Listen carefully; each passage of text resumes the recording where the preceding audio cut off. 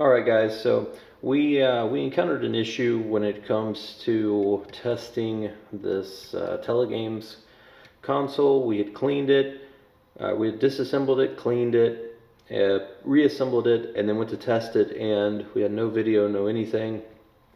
Then I took it back apart, and I was looking at a couple things that are common. These power jacks that come in, a lot of times these will get broken off or loose just from people putting the AC adapter plug in and out so many times, and sure enough, this was very loose. I resoldered it in. We also changed some other things, and the voltage regulator and some couple capacitors and things. And what we did was we bought a kit from a company called Console 5, and they make a rebuild kit it's got capacitors and different things for these 2600 systems, and it costs like $10. I'll put a link in the description, but it also, if you want, you can add this little piece here in, which is the 4050 IC chip that goes right here. I'll zoom in on that in a second, and I'll tell you why that's important. But they also sell these by themselves. If you buy them by themselves, they're 50 cents a piece. Now you do have to pay shipping. This is coming from Michigan, so it's here in the States, but you do have to pay shipping for it, so you got to factor that in. It's not going to be much because these are small parts, but probably looking at $5 or $6 for shipping. Anyhow, what we got into, we replaced the jack, regulator, a couple different things from this kit.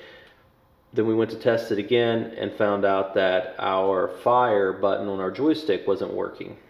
Since the kit, I went ahead and added this to the kit just in case we would need it, because again, the adder was nothing. It was like 50 cents, so I just went ahead and did it, and that's the reason why it's not changed yet. Well, it happens to be that these chips are common to go bad or malfunction in the light 6er 2600s, just as we have here. And what happens is, when this goes bad, the fire button, for whatever reason, on your joystick doesn't work. I don't know that much about it. I just know that this is a way to fix that. So if you've got video, everything else looks okay, but the fire button isn't working, then probably it's this chip right here. Very inexpensive.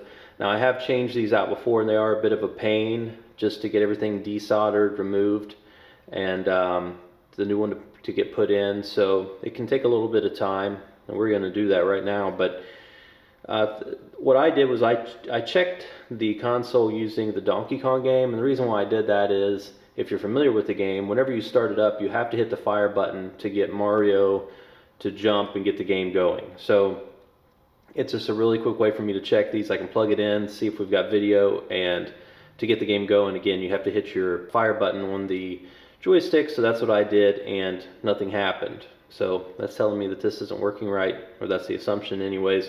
So I'm going to change this out, and then we'll go up and we will try this out again and see what we can come up with.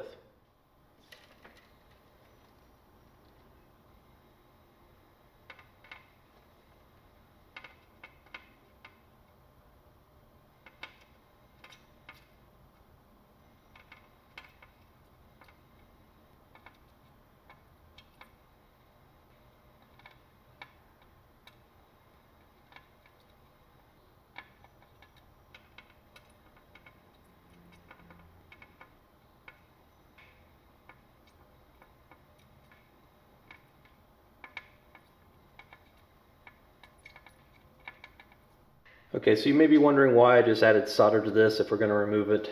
The reason why is to remove the old solder easier.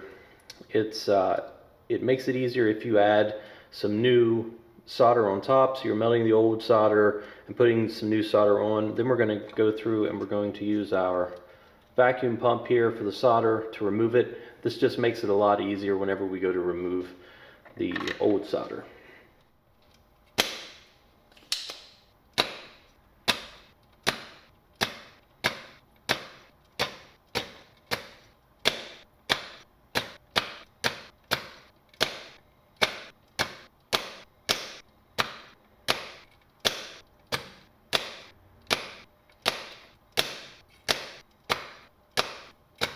Alright, so if you'll notice, there's a number of the pins that we were able to get where you can see all the way through, and that's what you're going for when you're trying to remove this solder, you want to get it to the point to where you can see through it. And there's a couple that did not, as you can see here under my finger. So what we'll do is we'll just add some more solder to these two, or a couple of these. Up here's one, and we'll do that process again until we can get as much off as possible. And then what we're going to do is we're going to start heating the pins a little bit and trying to pry the old chip off of here.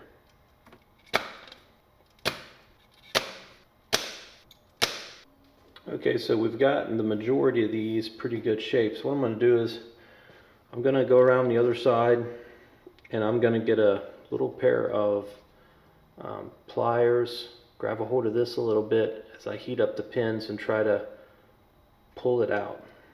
If I can get it started, then I can put a small screwdriver under it and then just lightly pry as I go through.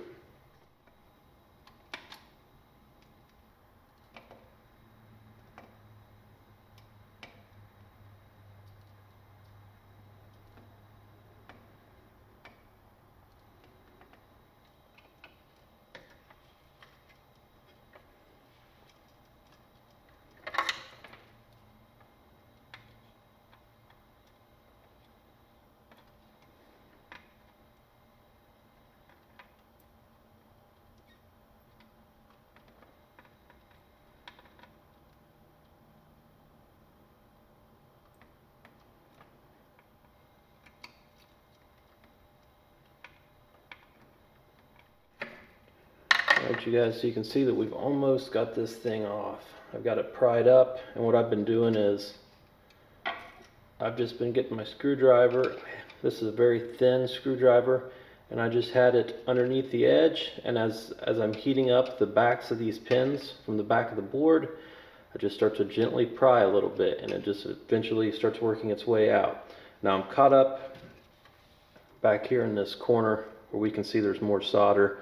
But I'm just going to keep doing the same thing and prying a little bit more as I go, and hopefully this thing will break free here in a second.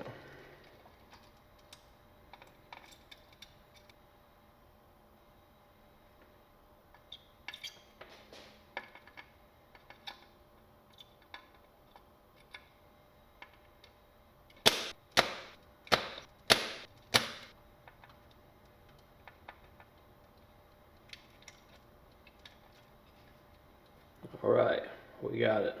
A little bit of persistence, we were able to get this thing removed. It is a bit of a pain, and you just got to keep working back and forth and back and forth. And the trick is, if again, you need to get to where you can see these holes, and if you can't, then I suggest just putting some more new solder on it and then using your pump again and just keep going back and forth until you can get as much off as possible, and then you just start working this thing off.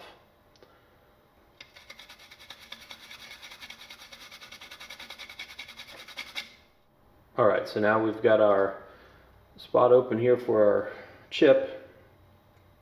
Here's our new one. So we're just going to put it right down in the other one's place.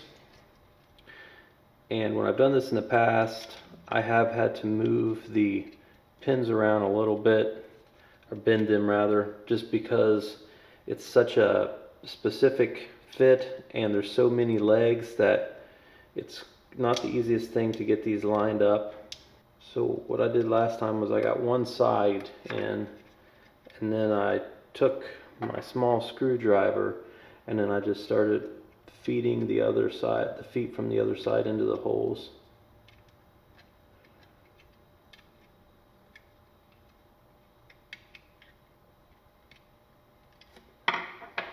Okay, so we got it to go in there finally.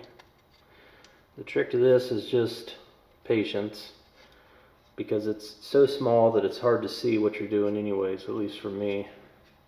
So we've got it in there. Now what we're going to do is we're just going to go through the back and get this soldered in.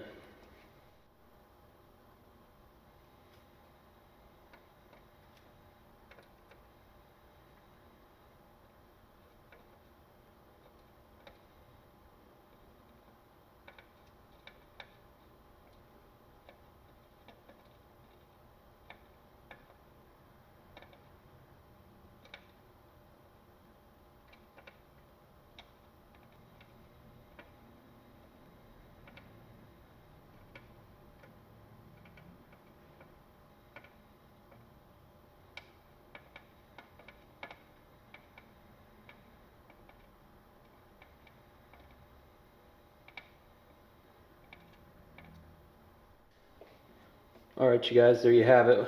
We got it soldered back in. Wasn't too bad of a job. You just got to be real careful. This is very small. You can see the size compared to the end of my index finger here. So you just got to be kind of slow, take your time, and you'll do okay with it. I'm just going to go through with a little bit of alcohol and a brush to clean up the back of this a little bit, and then we'll test this thing out.